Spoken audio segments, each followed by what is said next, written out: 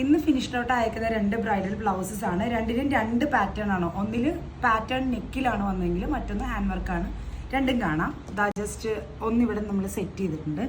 ഇതാണ് ആക്ച്വലി ഒരു ബ്ലൗസ് വരുന്നത്. ഇതിൻ്റെ ബാക്ക് നെക്ക് കുറച്ച് ഡിഫറെൻ്റ് ആണ്. ബാക്ക് നെക്ക് വരുമ്പോഴത്തേക്കും നമ്മൾ ആ കസവിൻ്റെ പടി അങ്ങനെ കൊടുത്തു. അപ്പോൾ ഹാൻഡ് വർക്ക് കൊടുത്തേക്കുന്നത് ഈ ഒരു റീജിയൻ മാത്രമാണ്. ഇത് ശരിക്കും ഇങ്ങനെ കാണുന്നതിനെക്കാട്ടിലും ഇത് ബോഡിയിൽ ഇട്ട് കഴിയുമ്പോഴായിരിക്കും ഇതിൻ്റെ കൂടുതൽ ഫിനിഷിങ് വരുന്നത്. കാണാൻ നല്ല ഭംഗിയാണ്. 2 ഡോറീസ് ഒക്കെ കൊടുത്തിട്ടുണ്ട്.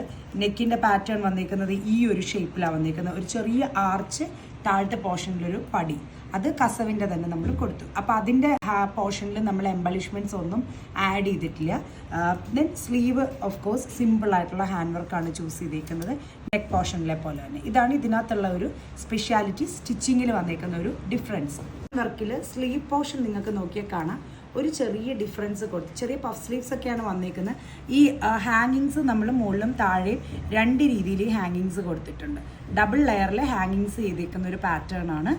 സിമ്പിളായിട്ടുള്ള ഒരു വർക്ക് മതി എന്ന് ബ്രൈഡ് പറഞ്ഞതുകൊണ്ട് സിമ്പിളായിട്ട് തന്നെ ചെയ്തേക്കുന്ന ഒരു ബ്രൈഡൽ ബ്ലൗസ്. പക്ഷെ അതിലൊരു ചെറിയ യൂണിക്നെസ് ഈ ഹാങ്ങിങ്സിൻ്റെ പോർഷനിൽ നമ്മൾ കൊടുത്തു. ഇതാണ്. സോ ഇതുപോലെ കസ്റ്റമൈസേഷന് ഡെഫിനറ്റ്ലി നമ്മളെ കോൺടാക്ട് ചെയ്യാം. ഒത്തിരി പാറ്റേൺസിലൊക്കെ നമുക്ക് നെക്ക് ചെയ്യാം. യൂഷ്വലി ചെയ്യുന്നതിൽ നിന്ന് ബ്രൈഡ്സ് കുറച്ച് ഡിഫറെൻ്റ് ആയിട്ടുള്ള നെക്ക് പാറ്റേൺസ് ഒക്കെ ചൂസ് ചെയ്തതിനെ കാണാൻ നല്ല ഔട്ട്സ്റ്റാൻഡിങ് ആയിട്ട് നിൽക്കും. സോ ഡെഫിനറ്റ്ലി നമ്മൾക്ക് കസ്റ്റമൈസേഷന് വേണ്ടിയിട്ട് കോൺടാക്ട് ചെയ്യാം ബിലോ നമ്പറിൽ. Thank you.